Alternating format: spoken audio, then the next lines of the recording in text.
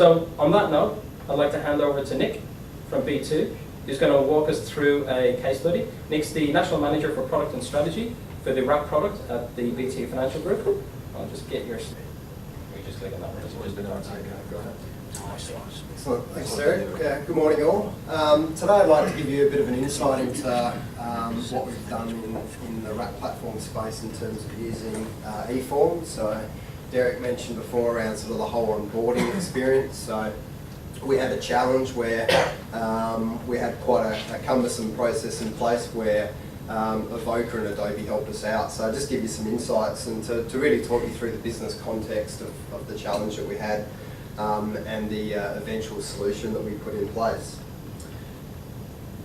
Okay, so as an introduction, BT Financial Group, for those that don't know it, is the wealth management arm for Westpac. So we look after all the superannuation and investment needs for the bank. It's one of the largest administrators of superannuation in the industry. So we've got about $90 billion in investments under administration. So the part that I look after is the wrap platforms for BT. So we operate two of those, one called BT Wrap, which is the one that I look after, and one called Asgard, which is was part of the St George banking group, so one of their platforms. And all up, there's about $72 billion in those two platforms. Okay, so does anyone know what a wrap platform is? Anyone heard of it? Yep, a couple of people. So for those that don't know it, just a quick introduction. Basically, it's a platform that wraps up all your investment needs. So you've got managed funds, you've got your insurance, you've got listed securities, superannuation, term deposits and so forth. So what it does is it brings that all together and administers it under one account. And wrap platforms are typically sold through financial planners in Australia, and they're used as their primary tool to invest your money. So if you go to a financial planner, you say I've got $100,000 to invest, it's more than likely they'll put you into a wrap platform which administers and does all the reporting. So a little bit like you mentioned the shoebox before, it's an automated shoebox, so it collects all the reporting for you, does all your tax reporting at end of financial year and so forth. So back in mid-2010, we commenced a program of work to look at our whole onboarding experience and all of our forms. So with a wrap platform like ours, it's quite complex and there's many forms. I think I counted yesterday, there's about 90 or so forms that we have in our products, and they vary from 1 page long to 25 pages long. So plenty of paperwork in our product. And we had a facility that existed which was really cumbersome. So we're really looking to overhaul that whole facility and put in place something a lot more scalable and cost effective. And the current state, we were utilising technology. It was about 12 years old, and every time we needed to touch that, it was a massive expense. So it was in the range of $500,000 upwards to touch. So it wasn't certainly, you couldn't call that scalable. There was a market lead time of about 4 to 5 months. So every time we wanted to touch it, we had to do the necessary work. We had to test it, and there was a massive lead up time. So the ability to get things done quickly in this space certainly wasn't there. The actual advisor experience, so advisors using our platform had quite a cumbersome process to go through. So there was a complex application process, up to 24 different steps they had to complete. It was a very poor design. I think it was designed by technologists as opposed to the user experience people. And it was quite clunky, so advisors couldn't skip between different sections. If they had a bit of information but they had to go and speak to a customer to get another bit of information, they couldn't pend it and so forth. So as a result, the take-up was really poor. We had less than 7% of advisors actually using it. So if you think about that, all those forms, that's a lot of paper going through the business. And the end result was advisors just wanted to fill out paper forms. It was a lot easier. So in this day and age, that certainly wasn't a good position to be in. So to put that into context, Our platform since about early 2000 has grown like a rocket ship, so the whole industry has grown very fast in this particular space.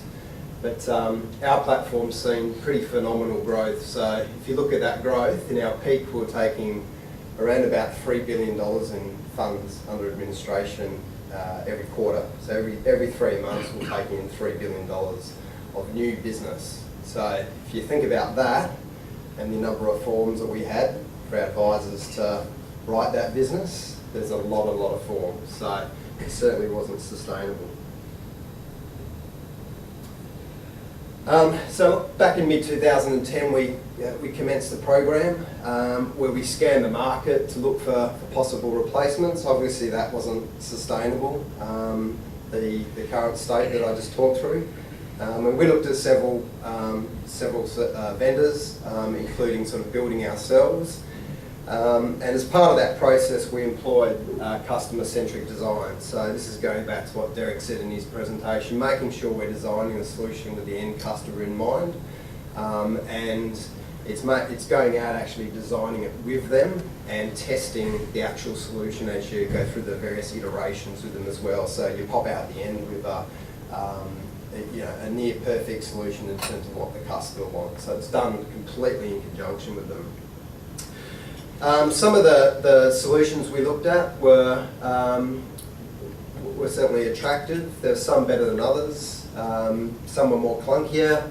Some required advisors to download little plugins and install them into their computer, and some of the user interfaces were certainly not up to scratch with today's standard.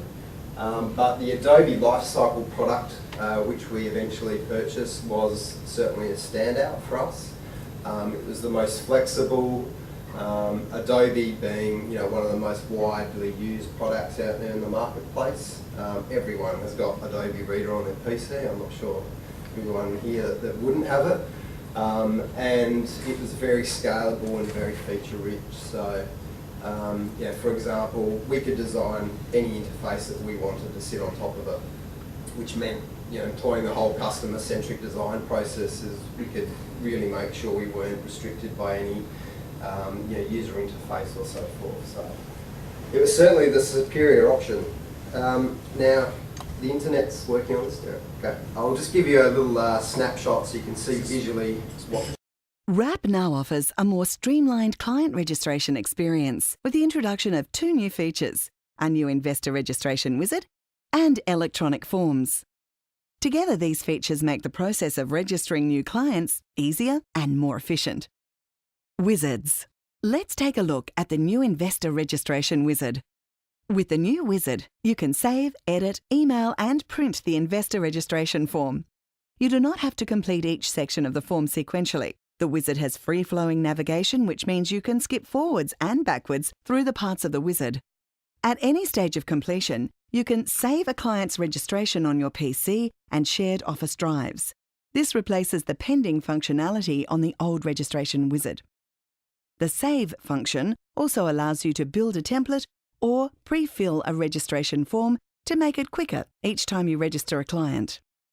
The Investor Registration Wizard also features inbuilt validation, which will allow you to ensure you haven't omitted any important information. This validation can be initiated either after completing each section or at the end of the wizard. Validation messages are displayed in a red box. We recommend you review your validation messages before printing. Once you're satisfied, click on the Print button. If you'd like to print a blank form, select the print icon in the top left-hand side of the screen. The validation function will not be activated if you print from here. Help icons are available throughout the wizard. Simply click on the icon to see the text or click on it again to hide it. Supplementary electronic forms. We've also made some enhancements to other forms that are part of the investor registration process. These are now fillable, editable, savable, emailable, and printable. How the forms are displayed. The new electronic forms are available on the Wrap desktop under My Business, Investor Registration. You have 2 choices when accessing electronic forms. You can choose to select specific individual forms, or you can select a forms portfolio. This will display all of the relevant forms related to the registering of a client for a particular product in an easy-to-view, easy-to-access carousel. Other useful information. Once you've completed the investor registration wizard, simply follow the current process to submit the printed form signed by your client. For more information, please read the Q&A on the WRAP desktop, contact your BDM or our advisor relations team on 1300 360 899.